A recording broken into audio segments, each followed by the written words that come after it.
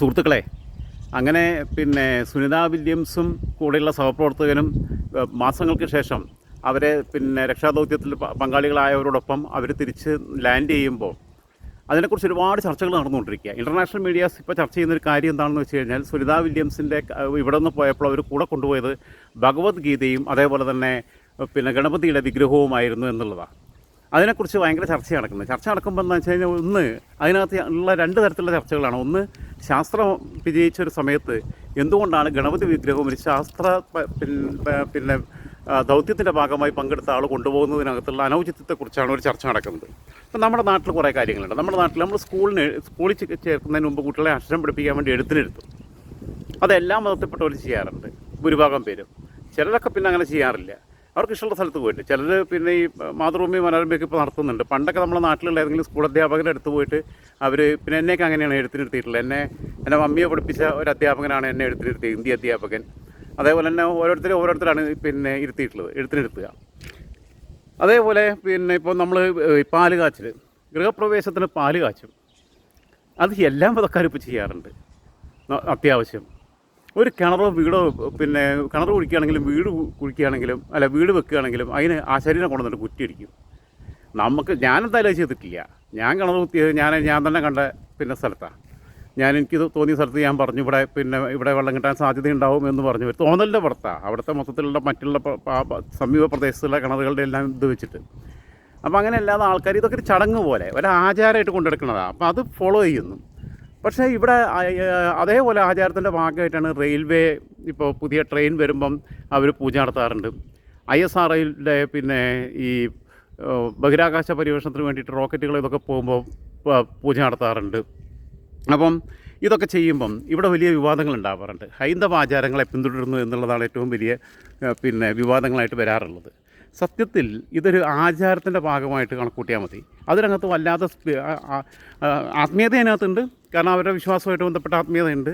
പക്ഷേ ശാസ്ത്ര ദൗത്യത്തിനിടയിൽ അങ്ങനെ ചെയ്യുന്നതിനകത്ത് അനൗചിത്യമുണ്ട് എന്നെനിക്ക് തോന്നുന്നില്ല. കാലം ഇത്രയും മുന്നോട്ട് പോയിട്ട് എന്തിനാണ് ഇതൊക്കെ നമ്മൾ കൊണ്ടു നടക്കുന്നതെന്ന് വെച്ച് കഴിഞ്ഞാൽ, അത് നമ്മുടേതായൊരു സാധനമാണ്. പിന്നെ ഇന്ത്യക്ക് അഭിമാനിക്കാം. കാരണം ഗണപതിയും ഭഗവത്ഗീതയെന്ന് പറഞ്ഞു കഴിഞ്ഞാൽ അത് ഇന്ത്യയുടെ സാധനമാണ്. ഇപ്പോൾ ബൈബിളോ ഖുറാനോ ഒക്കെ വൈദേശികമാണ്. കൂടെയുള്ള സഹപ്രവർത്തകൻ ചിലപ്പോൾ ബൈബിൾ കൊണ്ടുപോയിട്ടുണ്ടാവാം, എനിക്കറിയില്ല, കുരിശ് മാലയിട്ടിട്ടുണ്ടാവും, ഒക്കെ ഉണ്ടാവാം. പക്ഷേ സുനിതാ വില്യംസ് ഇന്ത്യക്കാരിയാണ്, ഗുജറാത്തിയാണ്, നരേന്ദ്രമോദിയുടെ നാട്ടുകാരിയാണ്. അങ്ങനെയുണ്ട്. പിന്നെ അവരുടെ അച്ഛൻ ഗുജറാത്തിയാണ്. അവരവിടേക്ക് പിന്നെ അദ്ദേഹം അവിടേക്ക് മൈഗ്രേറ്റ് ചെയ്തു. അങ്ങനെയാണ് പിന്നെ സുനിത അവിടെ ജനിക്കുന്നു.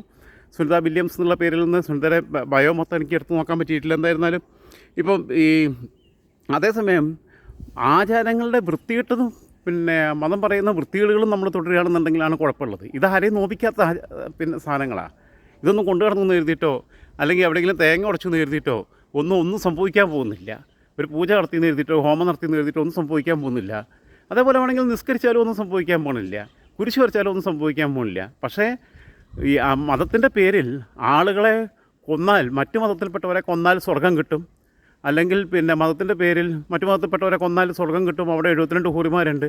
അതല്ലെങ്കിൽ മതം മാറ്റിയാലോ, അന്യമതത്തിൽപ്പെട്ടവരെ മതം മാറ്റിക്കഴിഞ്ഞാൽ, പണയം നടിച്ച് മതം മാറ്റിക്കഴിഞ്ഞാൽ സ്വർഗം കിട്ടും, അത് പുണ്യം കിട്ടും, പിന്നെ അത് വലിയ പിന്നെ ദൈവം അതിൻ്റെ കണക്കിടും, നമുക്ക് നന്നായിട്ട് മാർക്കിട്ട് തരും എന്നുള്ള 100-ൽ 100 മേടിച്ച് തരാം, സ്വർഗത്തേക്കുള്ള പ്രവേശനം എളുപ്പമാക്കി തരും എന്നുള്ള വിശ്വാസത്തിൻ്റെ പുറത്തുള്ള വൃത്തികേടുകൾ കാണിക്കുന്നതാണ് നമ്മൾ എതിർക്കേണ്ടത്. അല്ലാതെ മറ്റുള്ളത് നമ്മൾ എതിർക്കേണ്ട ആവശ്യമില്ല. ഇപ്പം ഇതേപോലെ തന്നെയായിരുന്നു ഭഗവത്ഗീതയുടെ കാര്യം പറയുമ്പോൾ യോഗയെ ലോകത്തിന് മുമ്പിൽ ഒരു വലിയ സാധനമായിട്ട് നരേന്ദ്രമോദിക്ക് അവതരിപ്പിക്കാൻ പറ്റി. അതിനു മുമ്പ് അങ്ങനെ ഇന്ത്യക്ക് അവതരിപ്പിക്കാൻ പറ്റിയെന്ന് പറഞ്ഞാൽ ഷിക്കാഗോയിൽ ലോകമത സമ്മേളനത്തിൽ നമ്മുടെ സ്വാമി വിവേകാനന്ദൻ നടത്തിയ പ്രസംഗമാണ്. ഡിയർ ബ്രദേഴ്സ് ആൻഡ് സിസ്റ്റേഴ്സ് എന്ന് പറഞ്ഞിട്ട് തുടങ്ങിയിട്ടുള്ള പ്രസംഗം, പ്രിയ സഹോദരി സഹോദരന്മാരെ എന്ന് പറഞ്ഞിട്ട്, അത് പിന്നെ ആ സംബോധനയിൽ തന്നെ ജനതയെ കയ്യിലെടുത്തു.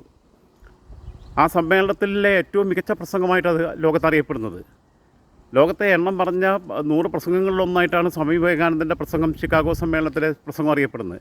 അതിനുശേഷം പിന്നെ ലോകത്തിൻ്റെ മുമ്പിൽ അങ്ങനെ ഇന്ത്യയുടെ ഒരു ബ്രാൻഡ് അംബാസഡർ ആവാൻ പറ്റിയത്, യോഗ ഉൾപ്പെടെയുള്ള എല്ലാ സാധനങ്ങളും, ഇന്ത്യയുടെ പല സാധനങ്ങളും എത്തിക്കാൻ പറ്റിയത് നരേന്ദ്രമോദിക്കാണ്. അപ്പോൾ എന്തായിരുന്നാലും പിന്നെ ഗാന്ധിജിയുടെ അഹിംസ, സത്യാഗ്രഹ സമരം, ഇതെല്ലാം ഗാന്ധിജി, വിവേകാനന്ദന് ശേഷം ഗാന്ധിജി, അതിന് ശേഷം പിന്നീട് നരേന്ദ്രമോദിക്കാണ് അങ്ങനെ വരാൻ പറ്റുന്നത്. ഇപ്പം വൈറ്റ് ഹൗസിൽ സമരം നടന്നപ്പം വൈറ്റ് ഹൗസിൽ മുമ്പിൽ കഴിഞ്ഞ ദിവസം പിന്നെ ഇപ്പം നമ്മുടെ സെക്രട്ടേറിയറ്റിന് മുമ്പിൽ കണക്കുന്ന പോലെ മുഖ്യമന്ത്രിയുടെ ക്ലിഫ് ഹൗസിന് മുമ്പിൽ കണക്കുന്നത് പോലെ വൈറ്റ് ഹൗസിന് മുമ്പിൽ സമരം നടത്തി. അമേരിക്കയിൽ പൊതുവെ അങ്ങനെ നടക്കാറില്ല.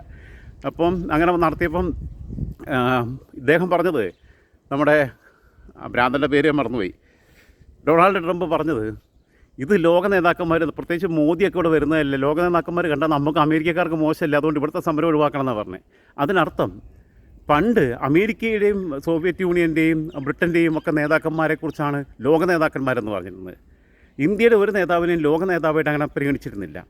ഇന്ത്യ ഇന്ന് ലോകത്തെ ഏറ്റവും പരിഗണിക്കപ്പെടുന്ന ഒരു രാജ്യമായും മറ്റെല്ലാ രാജ്യങ്ങളും ഉറ്റുനോക്കുന്ന രാജ്യമായിട്ടും മാറിയിരിക്കുന്നു.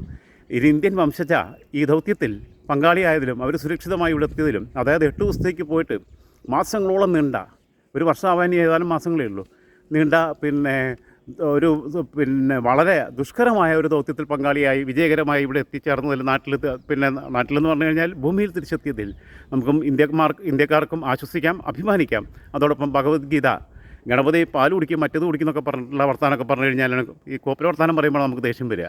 അല്ലാത്തടത്തോളം കാലത്ത് ഇന്ത്യയുടെ സ്വത്താണ്.